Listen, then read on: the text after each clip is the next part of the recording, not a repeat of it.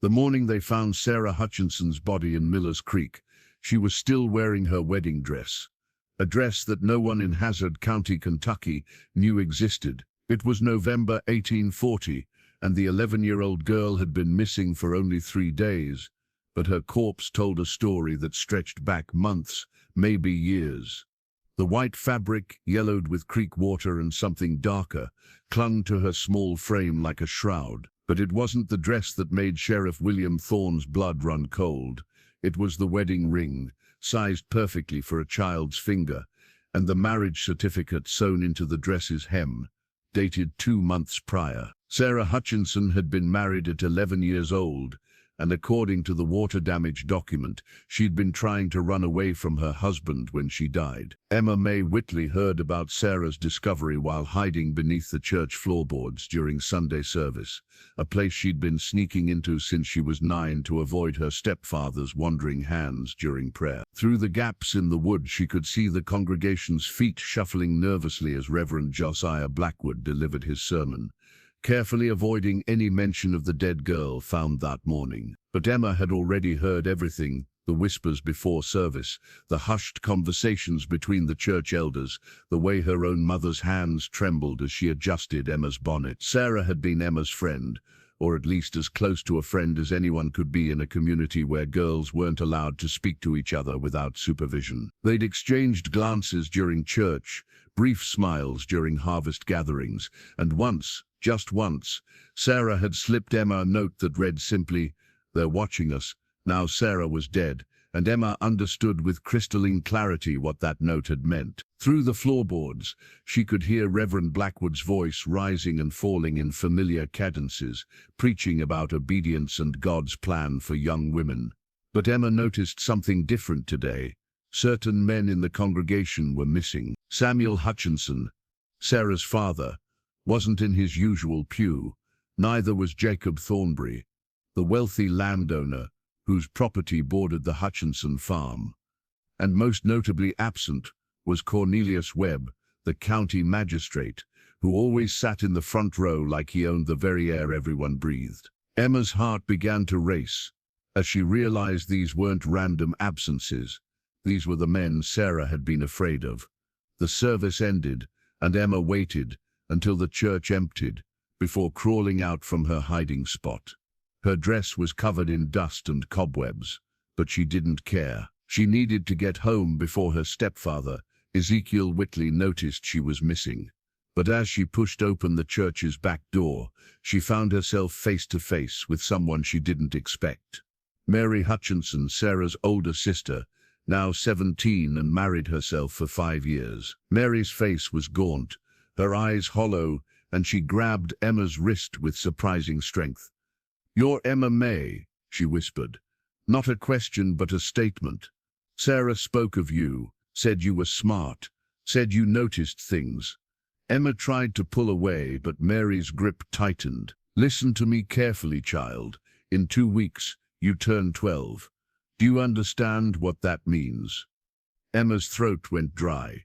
She'd heard whispers, seen girls disappear from the community only to reappear months later with hollow eyes and swollen bellies. But she'd thought those were isolated incidents, tragic but rare. Mary's next words shattered that illusion entirely. "There's a list," Mary said, her voice barely audible. "Every girl in this county goes on the list when she turns 11. The men bid on us like cattle. Sarah tried to run when she found out who bought her. They made it look like she drowned, but I saw the bruises on her neck. Finger marks." Mary released Emma's wrist and pulled something from her apron, a folded piece of paper, worn and creased. This was hidden in Sarah's mattress. She was keeping track, trying to understand the pattern. "Take it, hide it, and whatever you do, don't let them know you can read." Emma took the paper with trembling hands and shoved it deep into her boot. Mary was already walking away, her shoulders hunched as if carrying an invisible weight. "Wait," Emma called out softly. "Who bought me?" Mary turned back, her face a mask of pity and fear. "You don't want to know, child. But I'll tell you this. Your stepfather made a fortune on the sale. Why do you think he married your mother so quick? After your father died, he knew what you were worth."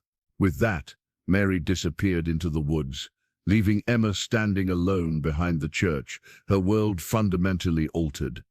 That night, Emma waited until her mother and stepfather were asleep before lighting a candle stub and unfolding Sarah's paper. What she saw made her stomach turn to ice.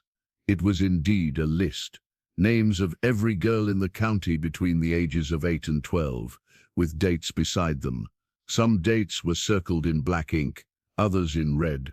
The black circles, Emma realized with growing horror, marked wedding dates. The red circles marked deaths. Sarah's name had both colors, but it was the bottom of the page that made Emma's hands shake so violently she nearly dropped the candle. Her own name was there, circled in black, with a date just 2 weeks away, her 12th birthday. Beside it was written a single initial CW, Cornelius Webb. Emma knew Cornelius Webb by reputation. He was 63 years old, had buried 4 wives already, each younger than the last.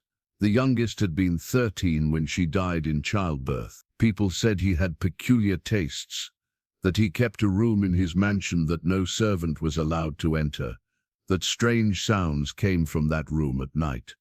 Emma's mind raced. She needed to run, but where? Her mother was either complicit or powerless. Either way, she couldn't help. Her real father's family had disowned them after he died. There was nowhere to go, no one to trust.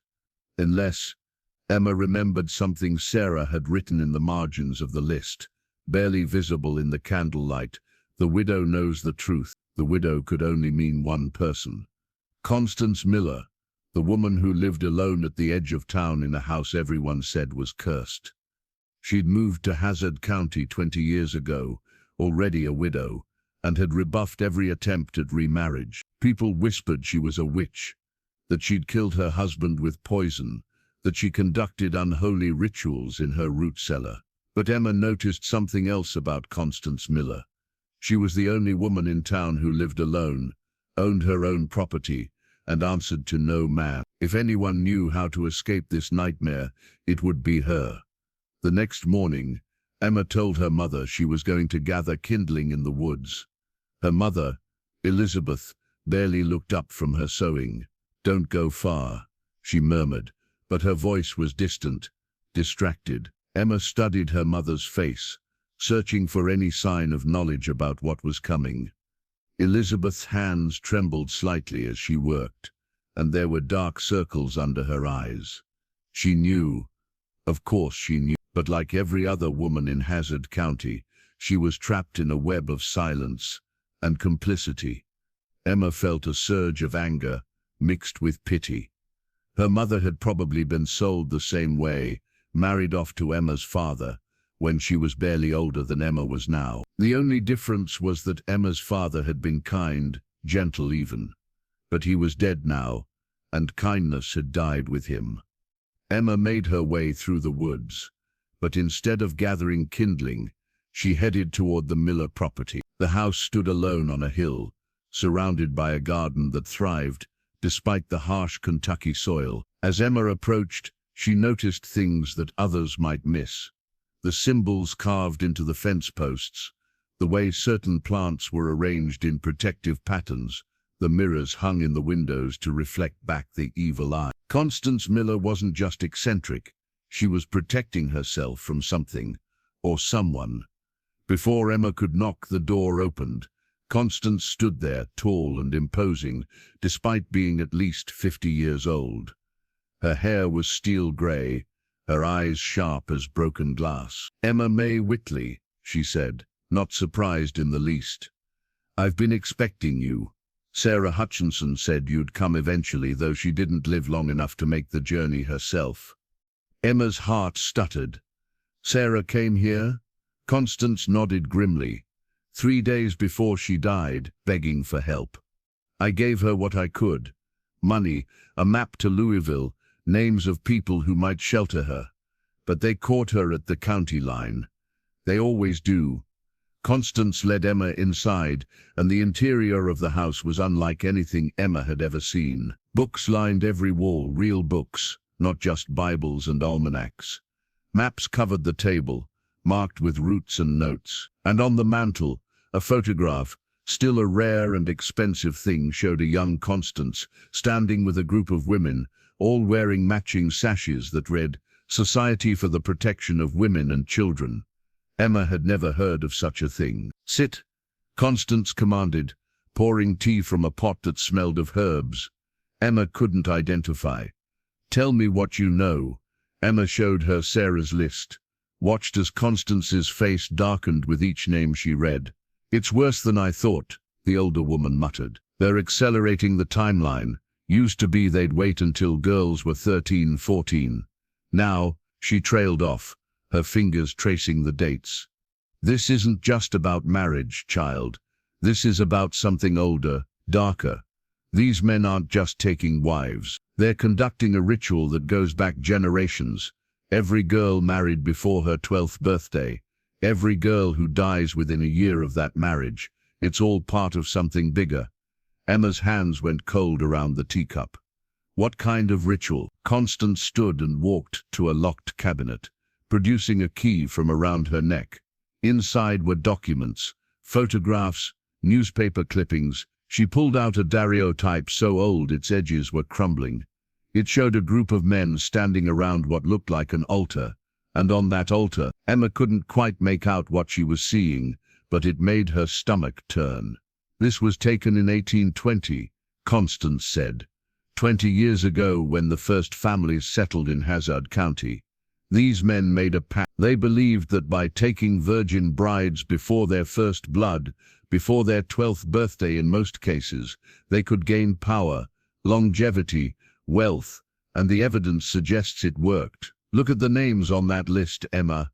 Look at the men buying these girls. How old would you guess Cornelius Webb is?" Emma thought about it. 63. Everyone knows he was born in 7. Constance smiled grimly. "I have a bill of sale here from 1769, signed by one Cornelius Webb, purchasing property in Virginia. That would make him at least 90 years old, wouldn't it?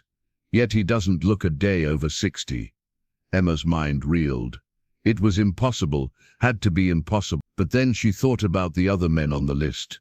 The elders of the community who seemed to never age, who maintained their vigor while their wives withered and died. "That's madness," she whispered. But even as she said it, she remembered things, little things that suddenly made terrible sense.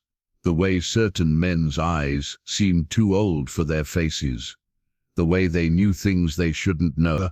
The way they moved through the world, as if they owned not just the land but time itself. "Madness or not," Constance said, "it's real enough for the girls who die. And you're next, unless we do something about it. I couldn't save Sarah, but I'll be damned if I let them take another child." She pulled out a map, spread it on the table. "There's a network. People like me in other counties, other states. We call ourselves the Underground Railroad, though we're not just moving slaves to freedom. We're moving women and children too, away from men who would own them body and soul. I can get you out, Emma, but it won't be easy. And once you leave, you can never come back. Your mother will think you're dead. Everyone will." Emma stared at the map, at the routes marked in careful pencil, leading north to Ohio, east to Pennsylvania, even further to places she'd only heard of in stories. Freedom, safe, a life where she wouldn't be sold like livestock to a man old enough to be her grandfather, or older. If Constance was right about their unnatural longevity. But leaving meant abandoning her mother, meant never seeing Kentucky again, meant living forever with the knowledge that other girls would take her place on that list. "What if I don't want to run?" Emma asked suddenly, surprising herself with the words. "What if I want to fight?" Constance's eyes widened, then narrowed with something like approval. "Child, you're 11 years old. What could you possibly do against men like these?" But Emma was already thinking, her mind racing with possibilities. She'd learned to read by stealing her late father's books, learned to write by practicing in the dirt when no one was looking. She knew things about the community that others didn't, simply because people forgot she was there, forgot that little girls had ears and eyes and minds. Sarah was gathering evidence. Emma said slowly. That list was just the beginning, wasn't it? She was trying to document everything, build a case. What if we continued her work? What if we exposed them? To whom? Constance asked bitterly. The sheriff? He's one of them. The governor? He profits from their bribes. The newspapers, owned by the very men we're fighting against. But Emma wasn't deterred. Then we go bigger. Federal authorities. Northern newspapers. Churches that actually follow Christ's teachings instead of twisting them. Sarah died because she tried to run alone. But what if all the girls worked together? What if we all refused on the same day? What if we made such noise that the whole country had to listen? Constance stared at her for a long moment, then slowly smiled, a fierce, dangerous expression that transformed her face. You're either the bravest or the most foolish child I've ever met, perhaps both. But you're right about one thing. Running only saves one girl at a time. To truly end this, we'd need to destroy the entire system. She moved to another cabinet, pulled out more documents. I'd been collecting evidence for 20 years. Names, dates, financial records, showing the money that changes hands. But I've been waiting for the right moment, the right catalyst. Sarah's death might be that catalyst, if we use it wisely. Emma examined the documents, her quick mind cataloging the information. Bills of sale disguised as dowries, marriage certificates with falsified ages, death certificates that listed natural causes for girls who died with bruises around their necks or bleeding that wouldn't stop. And underneath it all, financial records showing vast sums of money flowing between the prominent families, as if the girls were just another commodity to be traded. But there was something else too, something that made her blood run cold. References to the ceremony that would take place on the winter solstice, less than 6 weeks away. According to the notes, this ceremony happened every 5 years and required 12 virgin brides, all married before their 12th birthdays. This year was a ceremony year. They're going to kill 12 girls. Emma breathed, understanding flooding through. That's why they're accelerating the timeline. They need 12 girls, married before the solstice. Constance nodded grimly. And you're one of them. Your birthday, your marriage to Webb. It's all timed perfectly for the ceremony. Sarah figured it out. That's why she ran. She wasn't just trying to escape marriage, she was trying to escape being sacrificed. The word hung in the air like a physical presence. Sacrifice. Not metaphorical, not spiritual, but literal human sacrifice. Emma thought about the daguerreotype, the altar, the thing she couldn't quite make out lying on it. Now she understood. It had been a body, a small body, a child's body. We have 6 weeks, Emma said, her voice steadier than she felt. 6 weeks to either stop this or get every girl on that list out of the county. Can your network handle 12 girls at once? Not without preparation, Constance admitted. And not without raising suspicions. The moment one girl goes missing, they'll lock down the rest. We need a different plan. Emma stood, pacing the small room thinking. She was 11 years old, but she'd been raised in a world that forced children to grow up fast. She'd watched her father die of fever, watched her mother remarry within months to avoid starvation, watched girls she knew disappear into marriages that were more like prison sentences. She understood strategy because survival itself was strategic. What if we don't make them disappear, she said finally. What if we hide them in plain sight? Continue with the marriages as planned, but document everything. Get evidence of the ceremony itself. Then on the night of the solstice, instead of 12 sacrifices, they find 12 witnesses who can testify to their crimes. We'd need outside help. People in position to act when we give the signal. Federal marshals, maybe, or northern journalists who've been fighting against slavery. This is another kind of bondage, isn't it? Another kind of ownership of human beings. Constance considered this, her fingers drumming on the table. It's dangerous, insanely dangerous. If they suspect anything, but she was nodding slowly, her mind working through the possibilities. But it might work. We'd need the girls to be brave enough to play along, smart enough to gather evidence without being caught. We'd need allies among the women, mothers and sisters who've been silently complicit, but might act if given the chance, and we'd need a way to communicate without raising suspicion. The church, Emma said immediately. During services, the women sit separately from the men. We whisper during hymns, pass notes in prayer books. The men are so focused on their own importance, they never pay attention to what the women are doing. And there's the sewing circle, the quilting bees. We could encode messages in the patterns, use traditional designs to hide modern meanings. She was thinking of her mother now, her endless sewing, the way her fingers moved automatically while her mind was elsewhere. How many other women were like her, trapped but not broken, waiting for a chance to protect their daughters? Constance stood. Decision made. We'll need to move carefully. First, I'll reach out to my contacts, see what federal support we can arrange. There's a marshal in Louisville who owes me a favor, and a newspaper editor in Philadelphia who's been investigating similar stories from other states. You need to go back home, act normal, give no sign that anything has changed, but start watching, listening, documenting. Can you write? Emma nodded. Good. Keep a journal, but hide it well. Write in code if you must, and start identifying which girls on the list might be allies. We can't save them all if some are too broken or too frightened to act. As Emma prepared to leave, Constance grabbed her shoulder. One more thing. The men involved in this, they're dangerous, but they're also arrogant. They believe their power is absolute, their secret safe. That arrogance is our weapon. They won't expect resistance from children, won't believe girls capable of organizing against them. Use that. Be the silly, innocent child they expect to see, even as you work to destroy them. Emma made her way back through the woods, her mind full of plans and possibilities. But as she approached her house, she saw something that made her freeze. Cornelius Webb's carriage parked out. Through the window she could see him sitting with her stepfather, papers spread on the table between them. Her mother stood in the corner, her face a mask of despair. They were finalizing the sale. Emma was out of time. Emma slipped through the back door, her heart hammering against her ribs, as she heard Cornelius Webb's voice drifting from the parlor. His laugh was like grinding glass, sharp and cold. She pressed herself against the wall, listening as her stepfather Ezekiel counted money. The sound of bills shuffling made her stomach turn. 30 pieces of silver, she thought bitterly, though the actual amount was likely far more. Through a crack in the door she could see Webb's profile, and Constance had been right. His face was unnaturally preserved, skin pulled tight over sharp bones, eyes that held too much knowledge for one lifetime. "The girl is untouched?" Webb asked, and Emma had to bite her tongue to keep from gasping. Ezekiel's response was eager, fawning, "Pure as morning snow, Mr. Webb. Keeps to herself, obedient, never given us a moment's trouble.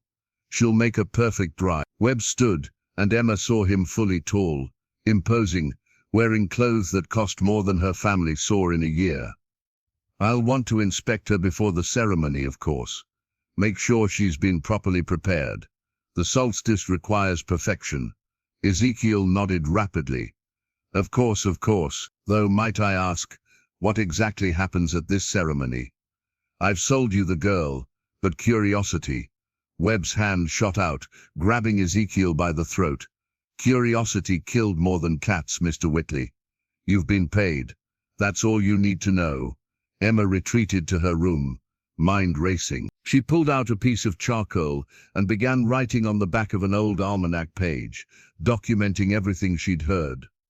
The inspection, what did that mean?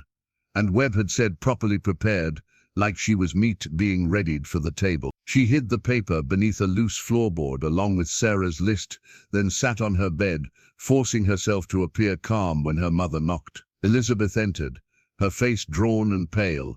She sat beside Emma, took her daughter's hand. For a moment Emma thought her mother might apologize, might explain, might even offer to help her escape. Instead, Elizabeth pulled out a white dress. "This was mine," she whispered. "When I married your father. You'll wear it when the time comes." Emma stared at the dress, understanding flooding through her. This wasn't her mother's wedding dress. It was too small, too childlike. This was what Elizabeth had worn when she'd been sold, just like Emma was being sold now. "How old were you?" Emma asked quietly. Elizabeth's hands trembled. 11. Your father was kind, though. He waited until I was older, before making me a true wife. Not all men are so patient. The unspoken hung between them. Webb wouldn't wait. Webb had buried 4 wives, all children when he'd taken them. Help me run, Emma whispered urgently. Mother, please, we could leave tonight. Both of us. Start over somewhere. Elizabeth's hand covered Emma's mouth, her eyes wide with fear. The walls have ears, child. And where would we go? How would we live? Women can't own property, can't work most jobs. Without a man's protection, we're nothing in this world. Emma pulled away, anger flaring. Then we change the world. Elizabeth laughed bitterly. You sound like I did once, before I learned that the world doesn't change. It breaks you until you fit into the shape it demands. That night, Emma lay awake listening to her mother crying softly in the next room. She understood now that Elizabeth wasn't complicit. She was another victim, so thoroughly broken she couldn't imagine resistance. But Emma refused to break. She thought about the other girls on the list.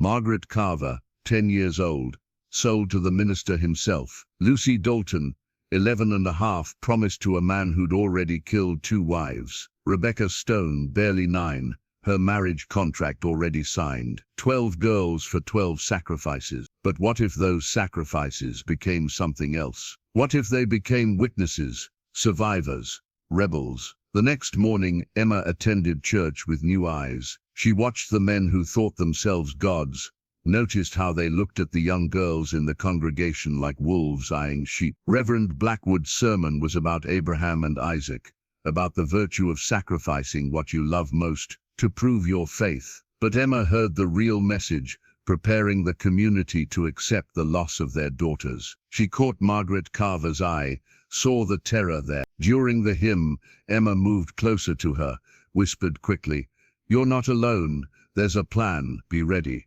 Margaret's eyes widened, but she nodded slightly. After church, Emma made her rounds, supposedly helping her mother deliver eggs to neighbors, but actually spreading word among the girls. Each one received the same message. You're not alone. There's a plan. Be ready. Some looked at her with hope, others with suspicion. Rebecca Stone was too young to understand, but her older sister Catherine, who'd survived her own child marriage, gripped Emma's hand tightly. Whatever you're planning, Catherine whispered, I'll help. They took enough from me already. They won't take my sister too.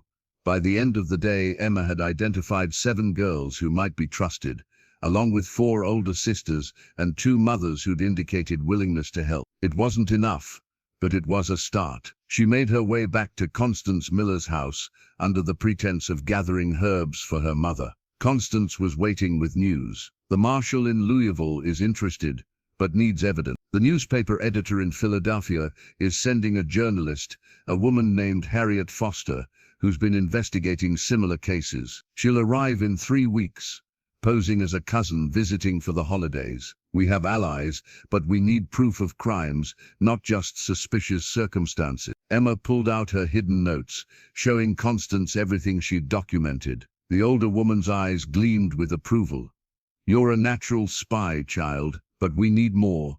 We need to know where the ceremony will take place, what exactly they plan to do, and we need someone on the inside. Emma knew what she had to do, though the thought made her skin crawl. I'll get close to Webb, make him think I'm the perfect obedient bride. He's arrogant enough to let things slip if he believes I'm too stupid to understand. The opportunity came sooner than expected. 3 days later, Webb arrived at the house for the inspection he'd mentioned. Emma's mother was sent away, and Ezekiel stood guard at the door, while Webb circled Emma like a vulture. She kept her eye down, her posture submissive, even as his fingers lifted her chin, ran through her hair, checked her teeth like she was livestock. You're prettier than the last one, he mused. She screamed too much. I hope you'll be quieter. Emma forced herself to remain still, though bile rose in her throat. I'll be whatever you want me to be, sir, she whispered, playing the perfect victim. Webb smiled, expression that belonged on a snake. Good girl. You know, Emma, may I call you Emma? I'm not a cruel man. Serve me well and you'll live in luxury. Defy me and well, let's not discuss unpleasantness. Tell me, can you read? This was the test. Emma knew from Sarah's notes that Webb preferred his brides illiterate, easier to control. No, sir, she lied smoothly. Never saw the point in it. Woman's got no need for letters when she's got a husband to think for her. Webb's smile widened. Excellent, though you'll need to memorize some words for the ceremony. Ancient words in a language older than English. Can you do that? Emma nodded eagerly, knowing this was crucial information. I've got a good memory, sir. My mother says I can remember anything I hear. Webb pulled out a piece of paper, symbols that looked like no language Emma had ever seen, but she recognized some of them from the carvings at Constance's house. Protective symbols reversed, turned into something darker. Practice these, Webb instructed. On the solstice, you and the other brides will speak them in unison.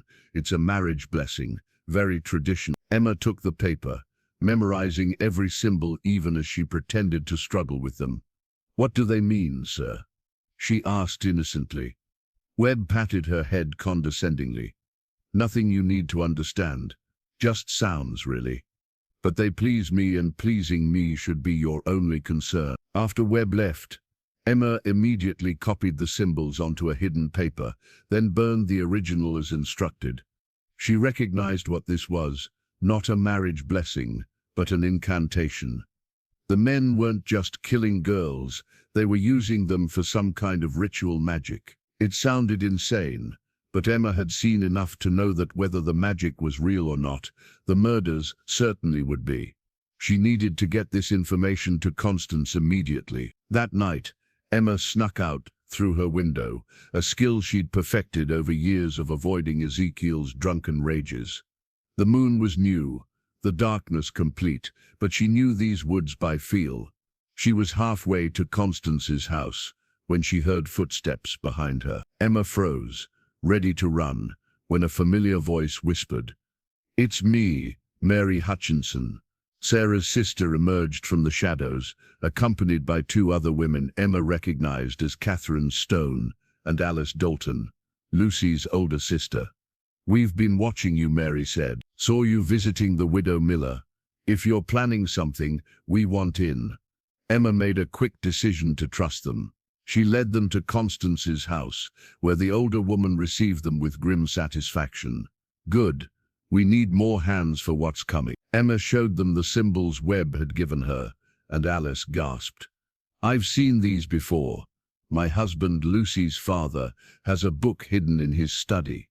It's full of symbols like this, and names and dates going back decades." Constance leaned forward intently. "Can you get it?" Alice nodded slowly. "He drinks himself unconscious most nights, but if I'm caught—" "You won't be," Catherine interrupted, "because we'll all be watching, creating distractions if needed. They've kept us separated and afraid for too long. No more." Over the next 2 weeks, the women built their network. Messages were passed through laundry lines, different arrangements of clothes, signaling different meanings. Information was shared during quilting bees, encoded in the patterns they sewed. Emma continued her performances for Webb, playing the eager child bride while documenting his every word. She learned that the ceremony would take place in the old Blackwood mine, abandoned for 20 years after a collapse killed 13 miners. The number 13 came up repeatedly in the documents Alice had photographed. 13 original founders of Hazard County, 13 men who'd signed the first pact, 13 sacrifices needed to renew their power every 5 years, though they'd been making do with 12 since one family line had died out. But it was Lucy Dalton who discovered the most horrifying piece of information. Small and easily overlooked, she'd hidden under her father's desk while he met with the other elder. What she heard made even Constance go pale.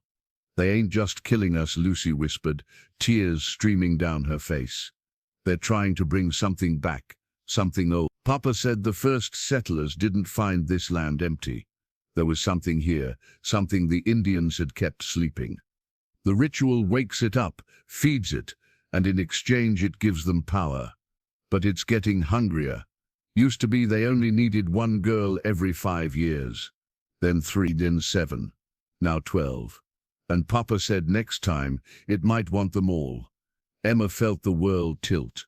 This wasn't just about stopping murders. This was about preventing something far worse. Whether it was real supernatural evil or the delusions of madmen didn't matter. What mattered was that they believed it, and that belief was driving them to slaughter children. "When does the journalist arrive?" Emma asked Constance urgently.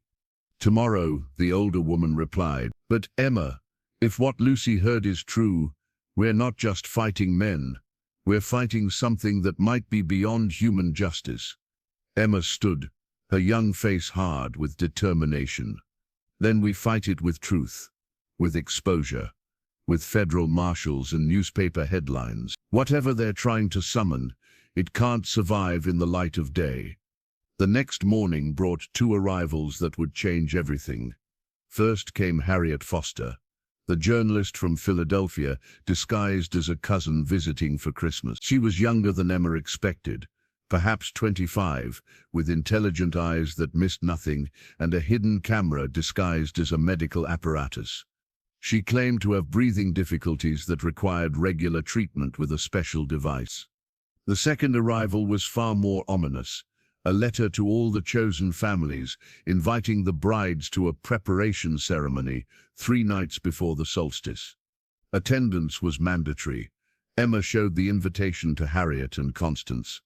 "This is it," Harriet said, checking her hidden camera. "This preparation ceremony, it's probably when they'll reveal more about their plans, if I can photograph it." But Constance shook her head. "They'll check everyone who enters. You're an outsider. They'll never let you close." Emma knew what she had to do. "Then I'll carry the camera. They won't suspect a child bride of being anything other than what she appears." It was dangerous, possibly suicidal, but they were running out of time. The preparation ceremony was held at Webb's mansion, a Gothic monstrosity that squatted on the hill like a cancerous growth. The 12 girls were brought crowded carriages, dressed in white, their families left at the gate.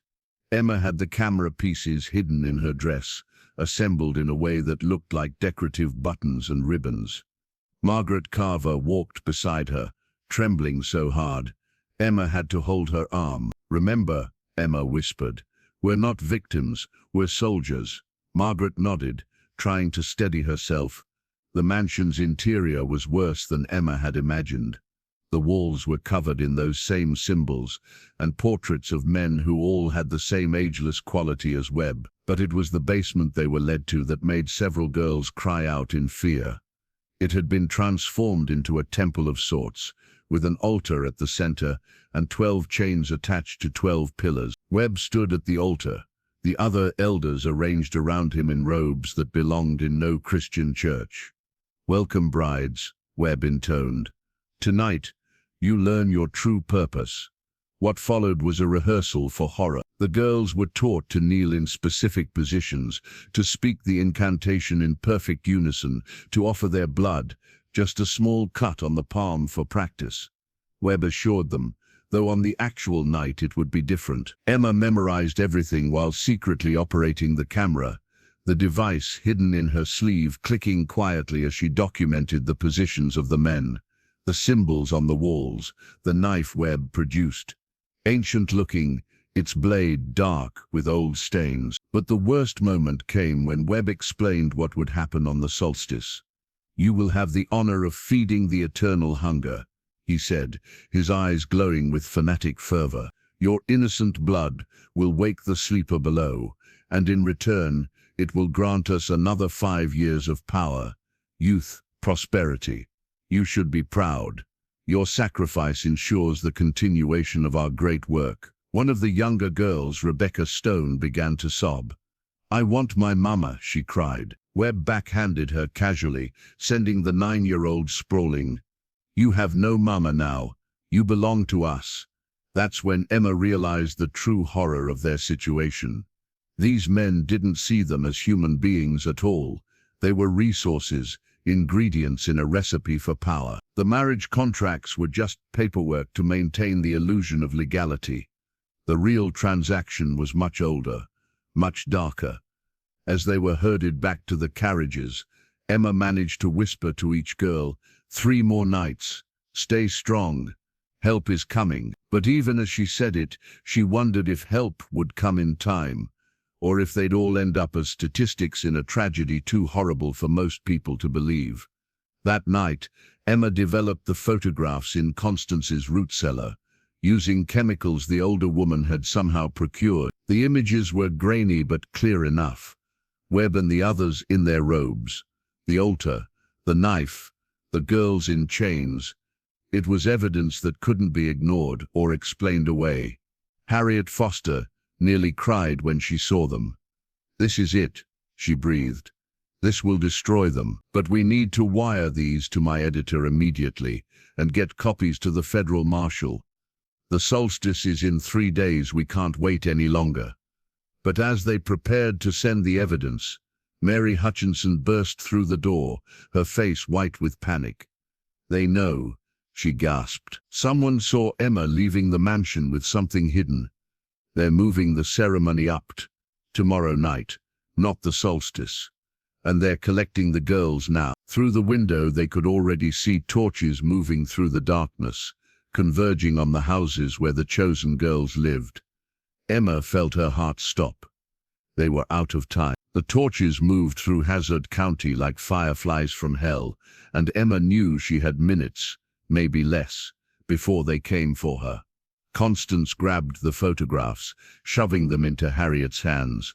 "Ride to Louisville now.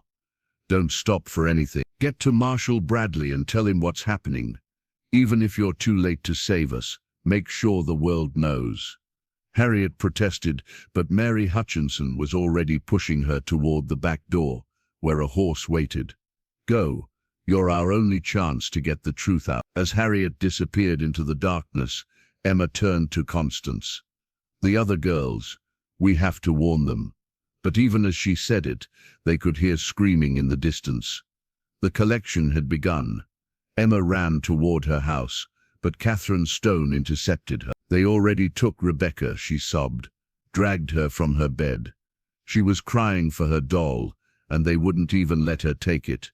More women were gathering in the shadows, mothers, sisters, all the women who'd been part of their network. Alice Dalton held Lucy tight, the girl's face buried in her sister's skirt. "What do we do?" Alice asked desperately. Emma's mind raced. Running was impossible now. The men would have the roads watched. Fighting seemed futile against so many. But then she remembered something Webb had said during the preparation. The ceremony required specific timing, when the stars aligned correctly. If they could delay it even a few hours, the moment would pass. "We don't run," Emma said, her voice carrying more authority than any 11-year-old should. "We go willingly, but we sabotage as ever if we can. Remember the incantation, speak it wrong, break the circle, refuse to bleed. Make them work for every second of their ritual, and maybe we can delay them long enough for help to arrive." It was a desperate plan, but the women nodded. They'd spent their lives being obedient. Now they'd weaponize that expectation. As the torches approached Emma's house, she turned to Constance. "You need to hide. You're not on their list." But the older woman shook her head. "I've hidden long enough. Tonight, I stand with you." Ezekiel himself came for Emma, accompanied by 4 other men. He wouldn't meet her eyes as they bound her wrists. "Not tightly," she noted with surprise.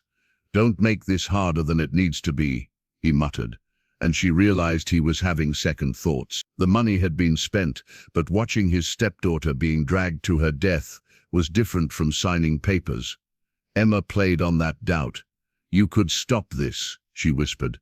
"Tell them you made a mistake, that I'm not pure, that I won't work for their ritual." For a moment Ezekiel wavered, but then Webb appeared, his presence filling the doorway like smoke. "Problem, Mr. Whitley?" Ezekiel shrank back. "No, sir. No problem." The 12 girls were loaded into a wagon like cattle. their white dresses ghostly in the darkness. Margaret Carver was praying loudly until one of the men gagged her. Rebecca Stone had gone silent, her eyes vacant with shock. Lucy Dalton held Emma's hand so tight it hurt. As they rolled through the night toward the Blackwood mine, Emma noticed something that gave her hope. There were only about 20 men, not the hundreds she'd feared. The ceremony was secret even within their own community. Most of Hazard County had no idea what their leaders did in the darkness. The mine entrance yawned like a mouth in the hillside, and Emma smelled something that made her stomach turn. Decay, sulfur, and something else, something that didn't belong in the natural world. The men had transformed the main shaft into a temple, with torches casting dancing shadows on walls covered in those terrible symbols. The altar from Webb's basement had been moved here, and around it were 12 stone slabs, each with chains. But it was what lay beyond the altar that made Emma's blood freeze, a shaft going straight down into darkness, so deep that dropped torches simply disappeared without showing the bottom. "The sleeper rests below," Webb announced, now in full ceremonial robes. "For 60 years we've kept it fed, and in return it's given us everything: power, wealth, youth. Tonight we offer it the finest feast yet, 12 pure souls to sustain it for another 5 years. He began placing the girls on the slabs, and Emma noticed several of the men looked uncomfortable. Reverend Blackwood's hands shook as he chained Margaret to her stone. Even some of the true believers were having doubts about murdering 12 children at once. Emma was chained last, positioned directly in front of the shaft where she could see into its depths. As Webb began the incantation, she thought she saw something moving far below, something vast and patient and hungry. But then Lucy Dalton did something extraordinary. She laughed. Not hysteria, but genuine laughter, bright and clear in that dark place. "You're all so stupid," the 11-year-old said. "Don't you know what today is?" Webb paused, confused. "Silence, child," but Lucy kept talking. "It's December 20th, not the 21st. You got the date wrong. The solstice isn't until tomorrow night." The effect was immediate. Several men pulled out almanacs, checking frantically. Webb insisted they had the right date, but doubt spread like wildfire. Emma seized on it. "The ritual won't work if the timing's wrong," she called out. "You'll wake the sleeper but won't be able to control it. It'll take you along with us." She had no idea if this was true, but the men didn't either. Arguments broke out, some wanting to proceed, others insisting they wait. In the chaos, Emma noticed something. Water was seeping through the mine walls, just a trickle, but growing steadier. Constance's voice suddenly rang out from the entrance. "You might want to check your precious ceremony site, gentlemen. Seems someone opened the old sluice gates upstream. This mine's about to flood." The men spun around to find Constance standing with the women of Hazard County.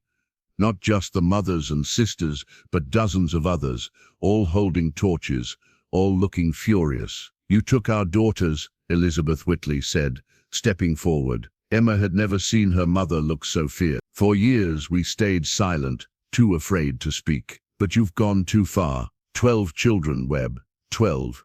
Webb laughed.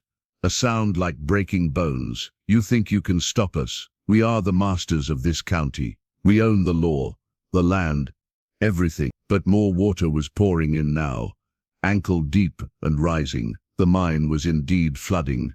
Constance and the women had sabotaged the old dam upstream, releasing decades of accumulated water. Several men were already running for the entrance, but the women blocked their way. "You'll release those girls," Constance commanded, "or we all drown together." That's when the earth shook, not violently, but a deep rhythmic pulse like a heartbeat. Something was waking below, disturbed by the water pouring into its resting place. The temperature dropped 20 degrees in seconds, and ice began forming on the walls despite the flowing water.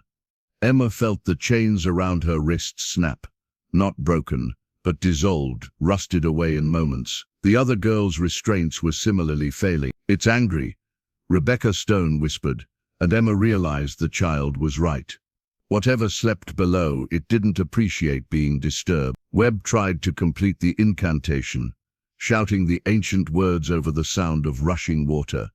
But the girls were already off their slabs, running toward their mothers. Only Emma remained, staring into that terrible shaft. She could see it now, rising from the depths, not a creature, but a presence, a darkness that had existed before humans walked the earth. It was hunger incarnate, and it was coming for the meal it had been promised. Webb grabbed Emma, trying to throw her into the shaft as a sacrifice, but Ezekiel, in his one act of redemption, struck Webb with a shovel, sending him stumbling backward. Webb teetered on the edge of the shaft, arms windmilling, and then fell. His scream lasted far too long, echoing up from the depths, before cutting off abruptly.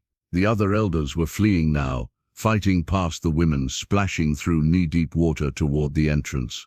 But the sleeper was fully awake, and it was hungry. Black tentacles of pure darkness rose from the shaft, not physical but something worse. They passed through flesh like smoke, but left victims aged decades in seconds. Cornelius Webb had claimed to be 63, but the thing that the tentacles dropped was clearly over a century old, his stolen youth reclaimed in moments. "Everyone out," Constance shouted, and the women grabbed their daughters and ran. Emma helped Rebecca Stone, who was too shocked to move on her own. Behind them the mine was collapsing, the wooden supports failing, as the sleeper thrashed in rage at being woken without proper payment. They burst from the entrance just as the entire hillside caved in, sealing the mine forever. In the distance, Emma could hear horses, many horses, approaching fast. The federal marshals had arrived, brought by Harriet's desperate ride. Marshal Bradley surveyed the scene, 12 girls in muddy white dresses, dozens of women holding torches, and several elderly men who claimed to be prominent citizens, but looked like they'd aged 50 years in one night. "Someone want to tell me what happened here?" he asked. Emma stepped forward, still holding Rebecca's hand. "Justice," she said simply. "Justice happened." The investigation that followed revealed decades of horror, financial records showing the sale of over 100 girls, death certificates that didn't match witnesses' accounts, and photographs that Harriet Foster published nationwide, sparking outrage that reached Washington itself. The surviving elders were arrested, though several died before trial, their bodies aging rapidly without whatever force had sustained them.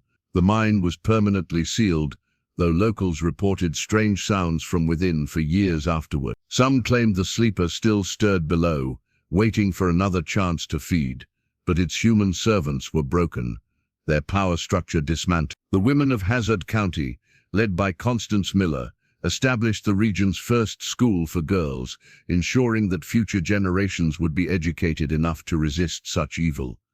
Emma never married Cornelius Webb, obviously, but she also never married anyone else. She became a teacher, then a lawyer, one of the first female attorneys in Kentucky, and spent her life fighting for women's and children's rights.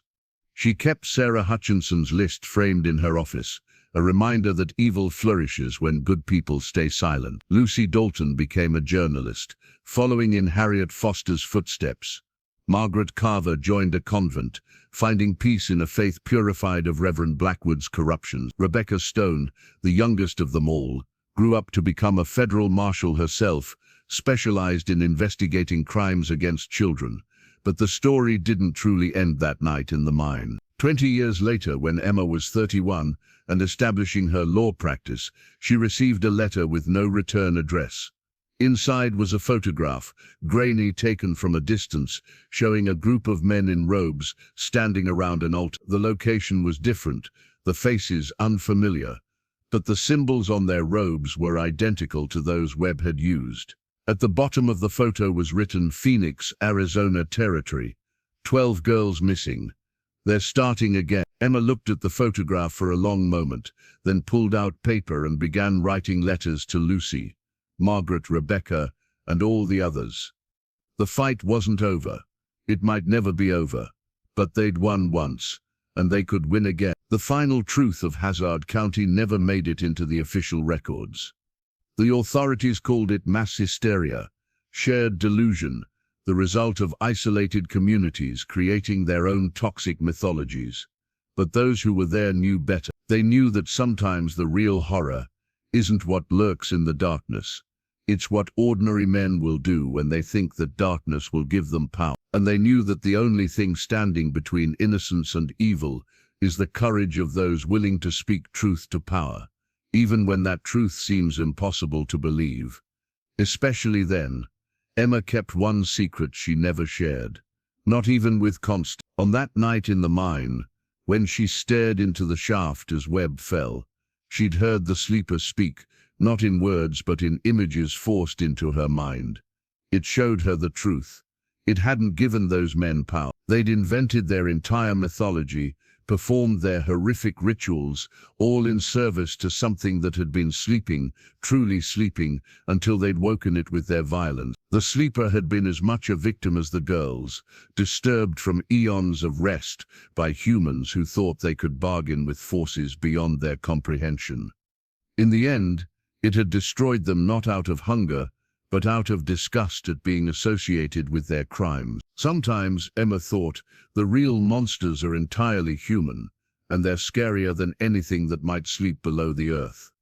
The town of Hazard County still exists, though the name was changed in 1851 to distance it from the scandal. If you visit, you can see the memorial Constance Miller erected for all the girls who didn't survive to see justice done, over 100 names carved in marble, ages ranging from 9 to 14. But don't look for the Blackwood mine. It's not on any map, and locals won't tell you where it was. Some things are better left buried, they say. Some hungers are better left unfed, and some stories, no matter how true, are too terrible to tell, except as warnings whispered in the dark. Reminders that evil exists and must be fought, even when that evil wears a respectable face and claims to be doing God's work. But perhaps the most chilling epilogue came 50 years after that night when workers excavating for a new railroad accidentally broke through into the old mine shaft.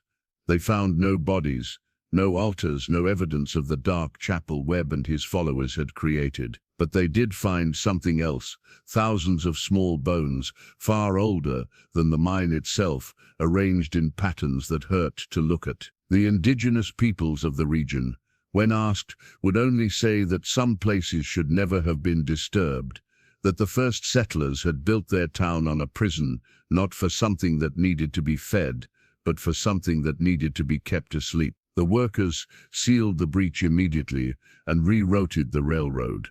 The official report claimed they'd found nothing but unstable rock formations. But one worker kept a photograph of those bone patterns, and years later, his granddaughter would notice they matched exactly the symbols Webb had tried to teach Emma.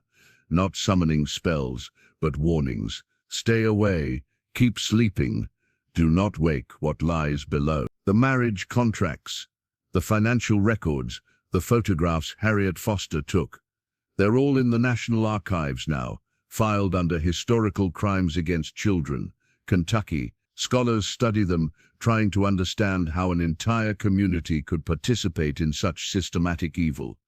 But they always miss the crucial detail that Emma understood. It only took 20 men to create the horror, but it took hundreds of people's silence to sustain it. The real lesson of Hazard County isn't about ancient evils or dark magic. It's about the ordinary evil that flourishes when good people convince themselves they're powerless, when mothers tell daughters to be quiet and obedient, when fathers sell their children's futures for comfort in the present. Emma Whitley died in 1899, one of the first female judges in America. At her funeral, Lucy Dalton read from Emma's final letter. "I have lived to see the new century approaching, and I pray it will be kinder to little girls than the last one was. But prayer alone won't make it so. Every generation must choose, will we sacrifice our children to the hungry darkness of tradition and power, or will we stand between them and those who would devour their innocence?" I stood once in a mine shaft in Kentucky, between 12 girls and an unspeakable fate. I would stand there again, as many times as necessary, for in the end, we are not judged by the evils we couldn't prevent, but by the evils we allowed through our silence. Break the silence. Always break the silence. The story should end there, with Emma's words echoing through time. But there's one last detail discovered only recently in the digitization of old records. Every 5 years after 1840, somewhere in America, 12 girls between the ages of 9 and 12 would go missing in a single night. The locations varied: Arizona, Oregon, Maine, Louisiana, but the pattern was identical. Local authorities always had explanations: runaways, accidents, natural disasters. But if you map the locations and connect them, they form a symbol, the same symbol Webb tried to teach Emma, the symbol that was meant to keep something sleeping.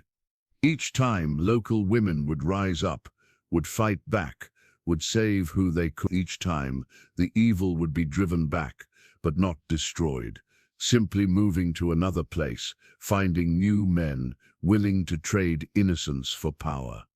The last documented incident was in 1995 in a small town in Washington state. 12 girls vanished from their beds. But this time, something was different. They were found 3 days later, unharmed, with no memory of where they'd been. The only clue was a note pinned to each girl's pillow. The sleeper refuses. Find another way. No one knew what it meant, but the pattern finally broke. Perhaps whatever lurked below the earth had finally grown tired of being used as an excuse for human evil. Or perhaps the accumulated courage of all those women who'd fought back over the centuries had finally changed something fundamental. Emma would have said it didn't matter which was true. What mattered was that the girls came home. But in certain small towns across America, people still remember. They watch their daughters carefully as they approach their 12th birthday. They notice when powerful men start meeting in secret, when old books are pulled from hidden shelves, when someone starts talking about tradition and sacrifice and the old ways. And when they see these signs, they remember Emma Whitley's words: break the silence. Always break the silence. For the sleeper below may be contained, but human greed and the hunger for power are eternal, always looking for new ways to feed on innocence. The price of freedom, Emma knew, is eternal vigilance, especially when the enemy looks like a respectable man in a suit, holding a contract, promising wealth and power in exchange for one small sacrifice. It's never just one. It's never small. And it's never ever worth it. In 2019, during the renovation of an old courthouse in Louisville, Kentucky, workers discovered a hidden compartment behind a false wall. Inside were 13 leather-bound journals, each one bearing a girl's name. The 12 who survived that night in 1840, plus one more labeled simply the 13th. This last journal proved the most disturbing, for it belonged to Amelia Blackwood, the Reverend's own daughter, who would have been the 13th sacrifice if her family line hadn't been considered tainted by her father's doubts. Amelia's journal revealed what even Emma never knew. She'd been watching from the woods that night, having followed her father to the mine. But she wasn't alone. There were other girls there, daughters of the elders, who had been deemed impure for various reasons. Martha Webb, Cornelius's daughter from his first marriage, who'd been caught reading; Susan Thornbury, who dared to refuse an arranged marriage at 14, and Patricia Carver, who'd been born with a twisted foot and was therefore imperfect. These girls, rejected by the ritual, had formed their own secret society, calling themselves the Watchers. They'd been documenting the horrors for years, gathering evidence that even Constance Miller never found. According to Amelia's journal, the sleeper below wasn't the first thing the founders of Hazard County had tried to bargain with. Before settling on that ancient horror, they'd attempted to make deals with other entities, things that came in dreams, shadows that whispered promises, lights in the forest that sang of power. Each attempt had failed, often fatally for the would-be summoner. The sleeper was simply the first thing that had seemed to respond, though Amelia suspected it had never truly responded at all. The men had simply convinced themselves their murders were working, attributing their natural luck and privilege to supernatural intervention. But the most shocking revelation came in Martha Webb's journal. She'd hidden in her father's study for years, reading his correspondence with similar groups across the young nation. The network was vast, hundreds of communities where powerful men had created their own mythologies to justify the exploitation of children. They shared techniques, compared results, and reinforced each other's delusions. Some claimed to worship ancient gods, others demons, still others forces of nature. But the pattern was always the same. Take the innocent, destroy them slowly, and claim divine or infernal mandate for the atrocity. Patricia Carver's journal contained detailed drawings of the symbols used in various rituals, along with her own research into their origins. Most were nonsense, she'd concluded. Random marks that looked mystical but meant nothing. But a few were real, borrowed from indigenous peoples or ancient texts, always used incorrectly. The protection symbols at Constance's house, for instance, were actually warnings left by the original inhabitants of the land, trying to mark places where the earth itself was wounded by old violence. The founders had built their town directly on top of a massacre site from a century before, where European colonizers had slaughtered an entire native village. The sleeper below, Patricia theorized, was less an entity and more an accumulation of rage and sorrow, fed by each new atrocity committed above it. The Watchers had tried to warn Emma and the others, leaving signs and omens, but fear kept them from direct action. They'd seen what happened to girls who resisted openly, institutionalized as hysterical, lobotomized in later decades, or simply disappeared. So they documented, hoping future generations would find their records and understand the full scope of the horror. Susan Thornberry's journal contained a list of every girl sacrificed since 1780, when the rituals allegedly began, 317 names, ages, and dates. She'd gathered these from cemetery records, obituaries, and whispered confessions from dying women who'd carried the guilt of their silence to their deathbeds. But it was the final entry in Amelia's journal, dated December 21, 1840, the day after the failed ritual, that changed everything historians thought they knew about that night.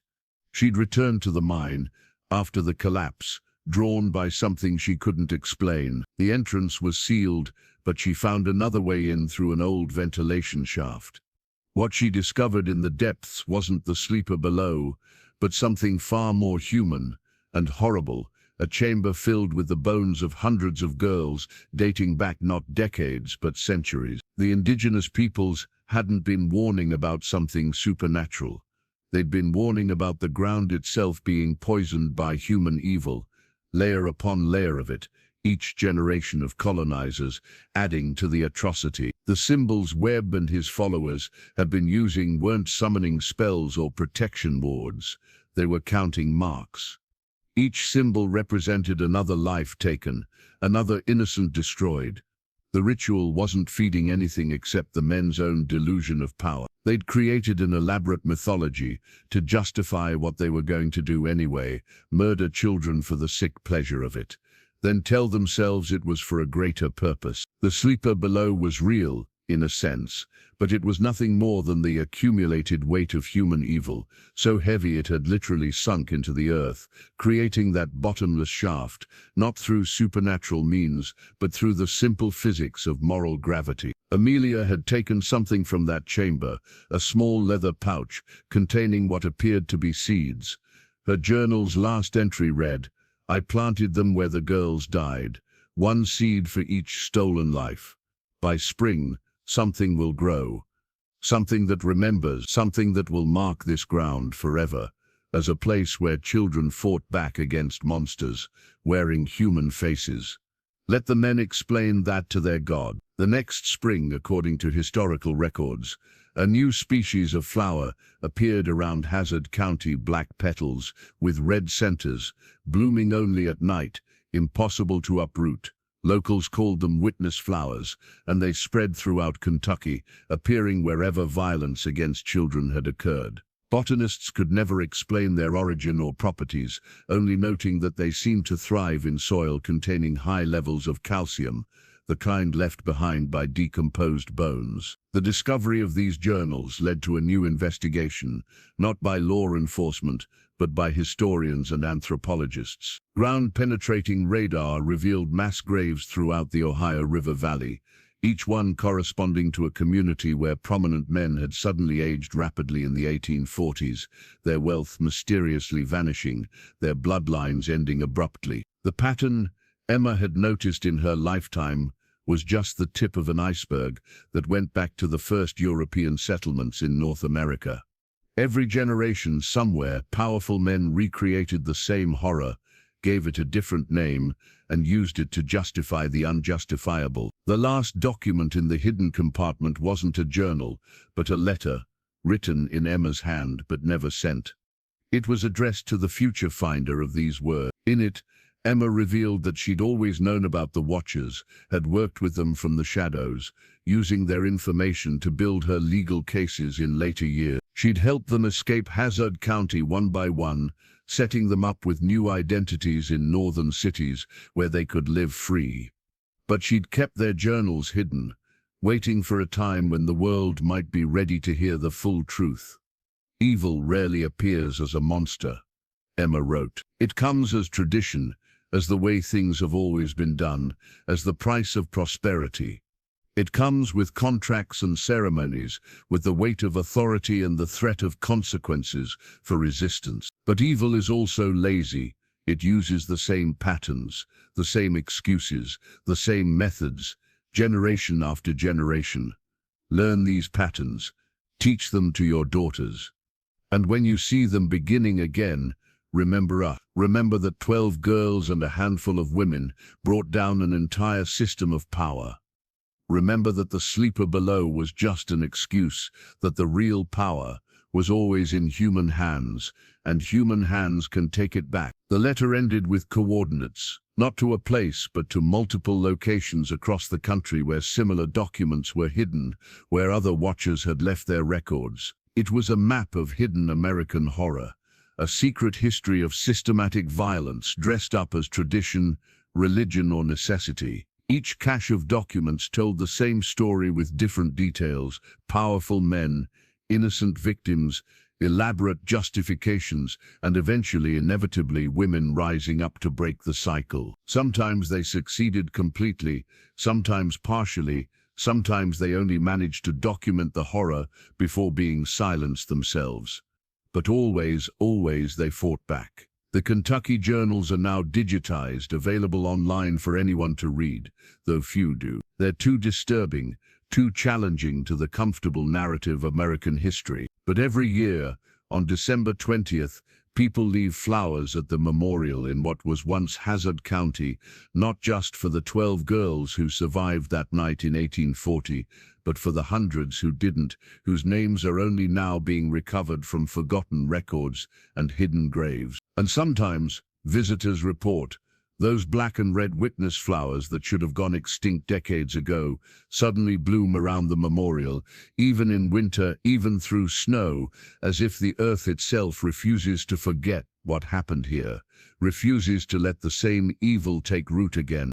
The final truth, the one even the journals only hint at, is that the story never really ended. It just changed form, became subtler, hid behind different justifications. The men who would sacrifice children for power didn't disappear. They adapted, found new ways to feed their hunger that looked more respectable, more legal, more acceptable. But the Watchers adapted too, became social workers and teachers, judges and journalists, mothers and fathers who remember the pattern and watch for its return. The sleeper below may be a myth, but the evil that created that myth is real, human, and eternal in its hunger. The only thing that matches its persistence is the persistence of those who refuse to let innocence be devoured without a fight, who break the silence whenever it threatens to fall, who remember that sometimes the most important battle isn't against supernatural horror, but against the ordinary evil that wears a suit and calls itself civilization.